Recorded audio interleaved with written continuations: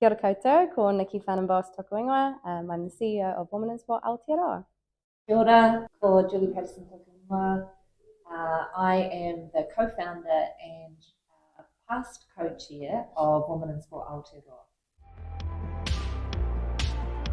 So the Global Sport Mentoring Program was something that I became aware of, and the intent of the program is to engage women in sport and create an opportunity for women to develop a program that they can bring back to their own nation. So I first learned of the program through Julie working at WISPA and her experience in 2015, and was absolutely besotted with the idea of going over and doing a full circle approach for WISPA and having that experience that she'd shared a lot about, and hopefully putting a project of my own into action with WISPA. The program led me on a journey, I have to say. When I first started with the induction week, I was really interested around, as Nicky has touched on, understanding the issues that women face in different countries and the barriers for women in sport. And there are a lot of challenges that are quite different than in New Zealand. The challenges that we face in New Zealand, I think, are probably way more systemic, whereas in a lot of the countries that we were connected with and that Nicky will connect with, you know, there are far greater issues around safety in sport and, you know, even access to sport. So the systemic thing was really interesting for me. And the time that I spent at the Women's Sport Foundation gave me a lot of time to think about what are the underlying causes that were causing the issues that I had when I was working in netball at the time. You know, why are we not getting the commercial revenue into sport that other sports are getting? Why do we not get the same amount of funding? Why do we really struggle to get a voice and visibility when we're running this amazing Trans-Tasman tournament that was, you know, broadcast live in Australia and New Zealand? So all of those challenges, and so it gave me time to really get underneath the surface of the cause of what these outcomes were that were happening in sport. At the time also, because I was fortunate to be placed with the Women's Sport Foundation, I really started to think about where is the voice for women in sport in New Zealand at the time. Who's advocating, who's positioning this, who's making some noise about this. And that was really started through understanding what the Women's Sport Foundation's role and purpose was, and very much around in understanding the need for data, research, stats, information that we could build a case on and tell a story about the issues that we are facing in Aotearoa, New Zealand. And so that was really where the gem of the idea for Women in Sport Aotearoa came from. So I depart on Saturday 19th of October, headed for the GSMP over in the US.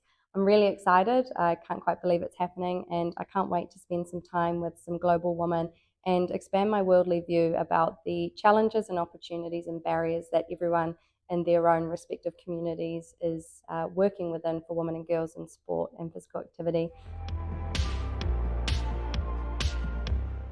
During my time there, I am most excited, above all, to be able to spend some time in organisation with the National Hockey League in Midtown Manhattan, New York. I can't wait to even just grab a coffee and walk to the offices in New York City every day, but mostly to spend some time immersing myself in the American sports culture and learn a lot more about what they are doing for women and girls, in particular in that commercialisation and performance space for their women's hockey, and equally their coaches, which we've had some big news out of the last week that they've got their first female assistant coach coaching in the men's NHL. So I can't wait to absorb and learn a lot while I'm there. I have to use one word. A sentence? I'd like an explanation. Yeah. So my experience at GSMP was life-changing, There's no doubt about it. I denied that at the time, though, which was kind of odd because, you know, I think as a Kiwi we're a little bit understated, and I soaked all the information in. I thought it was amazing at the time. I felt incredibly privileged and lucky to have that opportunity. When I got home and started to connect and work with people that helped us bring Women in Sport Aotearoa together, I realised then what an absolutely life-changing opportunity it had been. Don't pack too much. Look, not really. I know Nicky, and I know that she will have her eyes wide open and be really open to any new thinking, new opportunities, and will grab everything that comes her way. And that's the way that you can best appreciate and value the time that you'll have. Just soak it up and think how lucky and fortunate you are to have that opportunity. I loved my time in New York. I was, you know, I felt so excited every day to get up and do exactly that. Get a coffee, walk down the street to work, walk to work in New York. It was just so cool.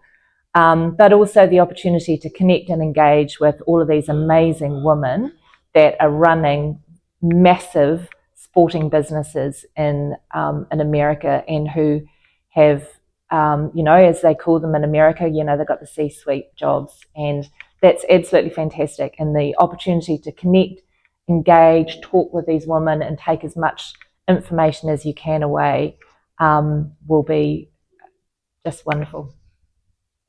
I understand while I'm there, I've got some pretty once-in-a-lifetime experiences that I can pinch myself thinking about, such as on the set of the Good Morning America show at the Rockefeller Center after the elections. And on top of that, NHL games at the Madison Square Garden, the New York Rangers, go the Rangers. And I'm sure there's going to be lots of other incredible opportunities, such as conferences and people to meet. So yeah, watch this space. I'll keep you tuned on my experience on the go.